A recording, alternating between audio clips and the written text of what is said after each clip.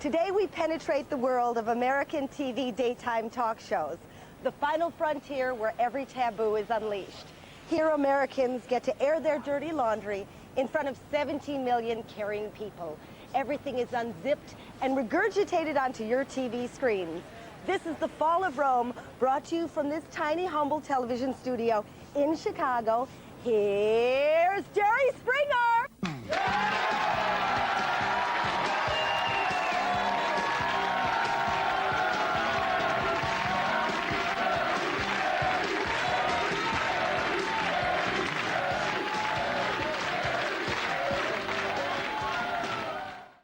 Politics is my religion. It's not my only, I'm Jewish, but I mean, it's like a religion to me. I am the father of the destruction of Western civilization. I have done that. But frankly... The admission right here on HuffPost Live from Mr. Jerry Springer. It's been around for a couple of thousand years. I think we got to give Eastern civilization a shot. You know, we've done it. Well, yeah, I'm proud of my show. Why wouldn't I be? But I apologize. I've ruined the culture. I just hope hell isn't that hot, because I burn real easy. I'm very light complected. So it's I'm very lucky. You know, I happen to make my living in front of a lot of people, and people treat me beautifully, and I get paid handsomely, and you know, I've been lucky enough to have the #1 show in America. I mean, gosh, this is a gift from God. This is a gift from God. Certainly, with American TV was always upper middle class white. And everyone on television, whether even the sitcoms, reflected upper middle class white living. And then our show came along, and it really was the first time we saw another slice of the people that make up a country. Pretty much before we started, American television was all upper class white, upper middle class white people. Let's stop the hypocrisy and just be honest about what the media does, what its role is, and recognize, which is the good news, that we are not deteriorating as a society. Liberals in the end will always win. You can fight your conservative views, but a younger generation, I can even go to the most conservative neighborhoods in Britain. You give me your most conservative neighborhoods and find me the people your age, and I am telling you they are more liberal than their parents. You listen to the same music, go to the same movies. From time to time, you probably even smoke weed. You know what I mean? Who are we kidding? Give all the conservative speeches you want. You know you're more liberal. Your sexual lives are more liberal. Your attitude toward gays is more liberal. Your attitudes on race is more liberal.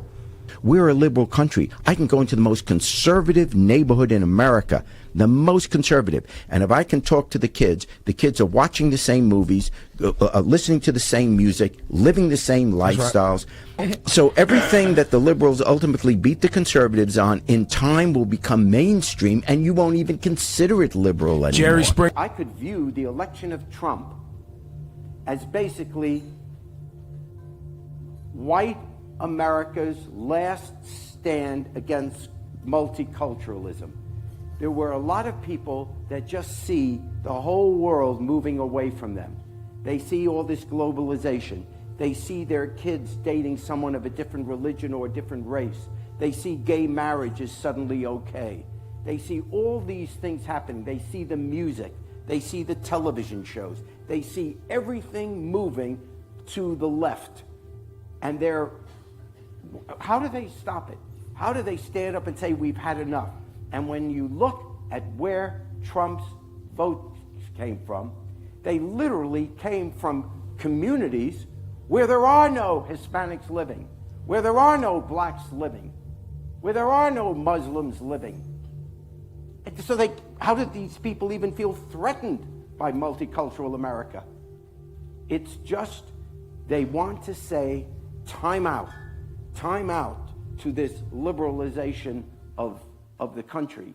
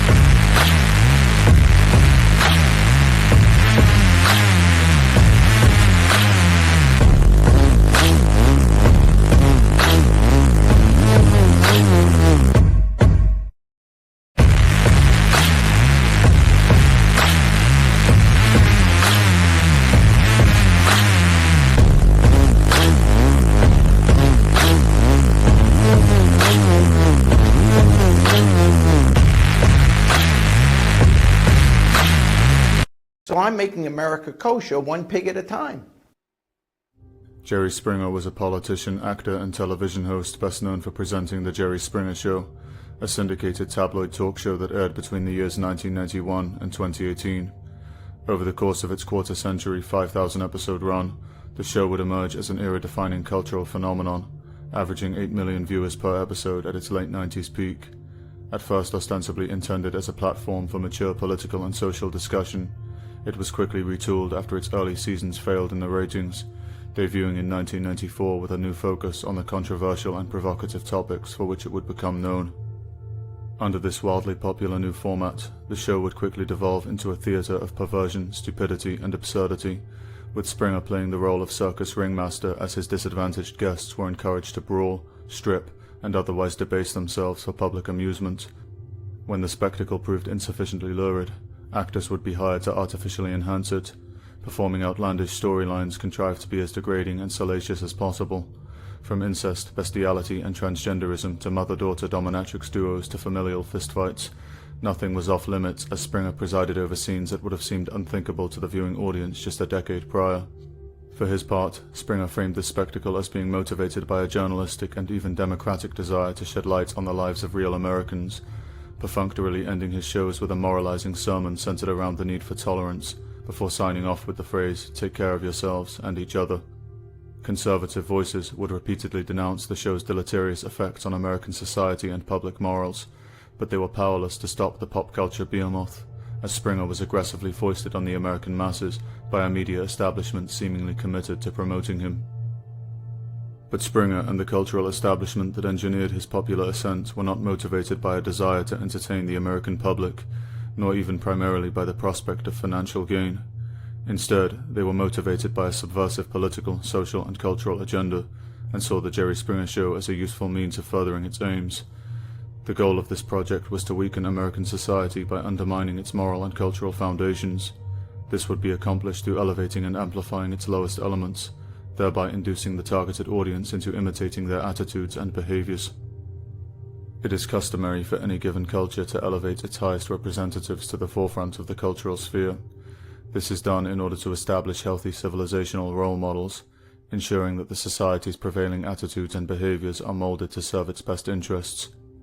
Correspondingly, healthy cultures will work to suppress negative role models, a form of cultural quarantine that limits the mimetic spread of unproductive or destructive habits. However, when hostile outside elements are able to seize control of a society's cultural apparatus, this process can be inverted for the opposite effect through selective amplification of the culture's most degenerate members. By employing this strategy, Jerry Springer was able to tear at the fabric of American society, fostering vice, sickness, and despair in the American populace. Moreover, moral taboos exist in healthy societies to guide individuals in proper conduct and to help ensure the preservation of the social order. Violation of these prohibitions was in traditional cultures taken so seriously as to be held to provoke the wrath of the gods, a religious metaphor for the dire societal consequences of contravening socially beneficial norms. Springer's televised magnification of America's sins and transgressions constituted a repeat ritual violation of its sacred taboos, a systematic defilement of the moral order. Put simply, the Jerry Springer Show was both a mass humiliation ritual and a mass psychological experiment designed to impair Western culture through inundating it with transgressive, demoralizing images. When exposed to these images, most people will respond in one of a few predictable ways. Some impressionable individuals, children for example, will slowly begin to manifest the behaviors displayed upon the screen, imitating consciously or unconsciously the images presented before them. The destructive social consequences of this phenomenon should be obvious in light of the people and storylines, both real and fictional, typically featured on Springer's show. Others, resistant to this mimetic process, will become demoralized and begin to progressively detach themselves from the surrounding culture, leading to a nihilistic indifference toward its fate and a sense that they have no stake in its future. Concluding that the only winning move is not to play, these individuals willingly surrender the public sphere to their enemies. This state of disillusionment often leads such people into self-imposed exile as social recluses, as they retreat into the escapism of a private world. In other cases, they seek refuge in the codified surrender of ideologies like libertarianism, as they search desperately for a coping mechanism that will allow them to moralize and rationalize their own capitulation. Others still, unable to process the subconscious trauma inflicted by exposure to these images, will lash out irrationally at themselves or the society around them. This often manifests in self-destructive behaviors such as drug and alcohol abuse, self-harm and suicide. In other cases, it emerges in destructive acts of physical violence, as in the growing epidemic of school and workplace shootings that roughly coincided with the rise of Jerry Springer and the trash TV genre, obvious manifestations of misdirected rage and social resentment. More frequently, however, this trauma presents as an unnatural enthusiasm for harm done against one's own people and society, a schadenfreude driven by the sense that this harm is a deserved punishment. This attitude was epitomized by the American comedian George Carlin, who specifically referenced the Jerry Springer Show in this context, and who frequently reveled in suffering and despair visited upon his fellow Americans, perceiving it as a form of karmic retribution for their bigotry and stupidity. As an extension of the cultural Marxist social deconstruction program, repurposed for mass public consumption, the Jerry Springer Show served to help realize the Frankfurt School's stated mission to make the West so corrupt that it stinks. The social consequences of this campaign include the normalization of unproductive and destructive attitudes and behaviors, the continued breakdown of the family and the institution of marriage, the further degradation of sexual norms and standards, the erosion of social trust, the fracturing of communal cohesion and consequent social atomization, the loss of a sense of meaning and purpose in American life, and the dissolution of personal, social, and national pride. The accumulated weight of this ideological refuse would be sufficient to crush the American spirit, acting as part of a cultural process that reduced a once proud people, formerly known the world over for their good looks, optimism, and wholesome charm, into a nation of sickly, enervated nihilists. But how were Springer and the forces that engineered his popular ascent able to effect this transformation? Once again, the world of literature may provide us with insight. In Hans Christian Andersen's 1844 fairy tale, The Snow Queen, the devil crafts a mirror that distorts the image of everything reflected upon its surface, hiding all goodness and beauty while magnifying all evil and ugliness. The devil tells people that, with this miraculous new invention, one can finally see the world as it really is. Believing this lie, people travel far and wide with the mirror, until everyone and everything has been distorted in its reflection. The world of modern media, of which Springer's show was only a microcosm, is like this devil's mirror, pretending to show us the world and ourselves as they truly are, but distorting our perception to poison us against both. And the longer we gaze into this trick mirror, the more its distortions begin to manifest as reality in the world and in us, so that we become products of the will of its creators. Now only able to see through the lens they have crafted, we act in accord with their designs. Media thus becomes not only a means of controlling attitudes, behaviors, and outcomes, but of defining our very self-image. And as this subliminal weaponry corrodes the self-esteem of the unwitting spectators, they become masochistic, unconsciously mediating their induced self-hatred through the humiliation and destruction of symbols that represent them. And so, as Springer's audience, both in America and across the Western world, watched the depravity unfold, they learnt to cheer and laugh at the debasement of their own society, reveling in the spectacle of its decay and death. What would once have inspired disgust now elicited laughter, and what would once have angered now entertained, as the theatre of American decline became a national pastime.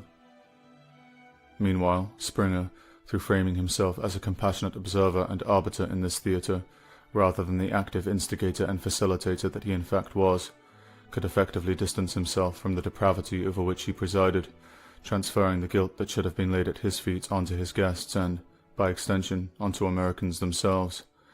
In other words, the consciously crafted subliminal implication of Springer's show is that America and its people are evil. This ritual imputation of sin was the real purpose of the Jerry Springer Show, and it was used to mark all of America as guilty for the vices of Springer's hand-picked guests and paid actors. But what, one may ask, motivated this animus against America and ethnic Europeans? There is no need to spell it out. If you are watching this video, you already know. For although Springer serves as a particularly egregious example of the engineered demolition of Western society, he was not in any sense unique. For decades, the controlled media has carefully curated stories and images, only deeming that which is socially and culturally destructive to be fit for public consumption. This, most fundamentally, is why modern media, from art to popular entertainment, is so relentlessly demoralizing and so completely void of any higher values or aesthetic beauty. Any story or image that could serve to strengthen, ennoble, or dignify is suppressed, lest it rouse the will to life and power in its audience. This stranglehold ensures that the captive Western mind is deprived of transcendence, dispossessed of the stories that imbue life with meaning, and robbed of the positive role models that alone can inspire men to overcome and excel. Relentlessly besieged by devitalizing images, our people are left without recourse, and most cannot even envision a means of escape from their psychic prison. If an outpouring of grief from the media follows the death of an influential public figure, it is usually because the individual in question has contributed in some fashion to the degradation of Western society. In Springer's case, his death elicited this artificial outpouring because he was an agent of cultural subversion who made waging war upon ethnic Europeans and their civilization his life's work. This is his only legacy.